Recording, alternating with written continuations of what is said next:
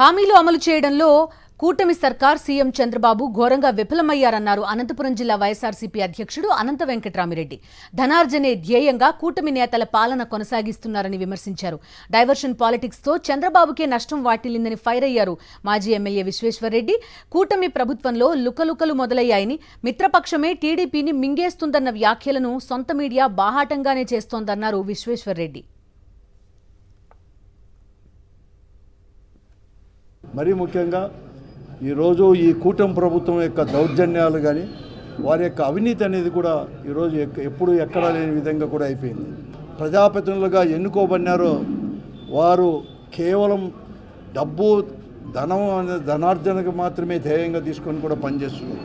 ఎక్కడికక్కడ కూడా నిలబెట్టాలని చెప్పేసి, అలాగే మరి ముఖ్యంగా రెవెన్యూ పోలీసు కూడా వ్యవస్థ కూడా ఈరోజు వన్ సైడ్ కూడా అయిపోయింది. కూడా ఈరోజు ఎస్పీ మాట ఎక్కడ కానీ వాళ్ళ సిఐలు కానీ కానిస్టేబుల్ కూడా వినలేని పరిస్థితి ఈ జిల్లాలో నెలకొని ఉంది. అనేకమైన సమస్యలు కూడా జిల్లాలో కూడా ఉన్నాయి. ఎందుకంటే అగ్రికల్చర్ ఇవన్నీ కూడా పెద్ద ఎత్తున కూడా వ్యవసాయదారులు ఇవన్నీ కూడా దెబ్బతిన్నారు. ఇంతవరకు ఇన్సూరెన్స్ అనేది కూడా ఎక్కడికైనా రాలేదు, లేకుంటే పెట్టుబడి నిధి కింద కూడా ఇస్తామని చెప్పినట్టు కూడా రాలేదు. మరీ ముఖ్యంగా రైతు భరోసా కింద ఆ రోజు జగన్మోహన్ రెడ్డి గారు ముఖ్యమంత్రి ఉన్నప్పుడు కూడా ప్రతి సంవత్సరం కూడా 13,500 కూడా ఇచ్చేవారు.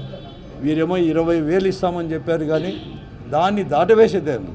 అంటే మళ్ళీ కూడా సెంట్రల్ గవర్నమెంట్ కేంద్ర ప్రభుత్వము నిధులు మళ్ళీ వాళ్ళ యొక్క దీని కింద ఏదైతే వ్యవసాయదారులకు ఇస్తుందో ఇచ్చిన మరుసటి రోజే ఇస్తామంటారు.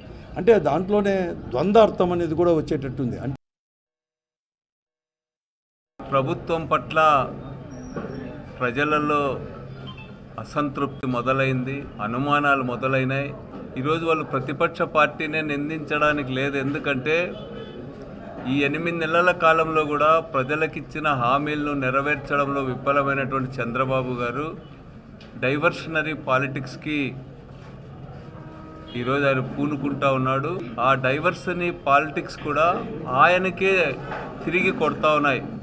తిరుపతి లడ్డు వివాదం కానీ, మొన్న ఏకాదశి రోజు జరిగినటువంటి ఘటనలు, అదేవిధంగా విద్యుత్ కొనుగోళ్ల ఒప్పందాలపైన వాళ్ళు చేసినవన్నీ కూడా వాళ్ళకే తిప్పి కొడుతున్నటువంటి పరిస్థితి ఉంది. 8 నెలల కాలంలోనే తెలుగుదేశం పార్టీకి వంది మాగదలుగా ఉండేటువంటి వాళ్ళ పత్రికలు, వాళ్ళ మేధావులు కూడా ఈరోజు చంద్రబాబు పార్టీని ఇంకొక పార్టీ మింగేస్తుందనేటువంటి భయాన్ని ఓపెన్గానే వెలుగుచ్చుతూ ఉన్నారు.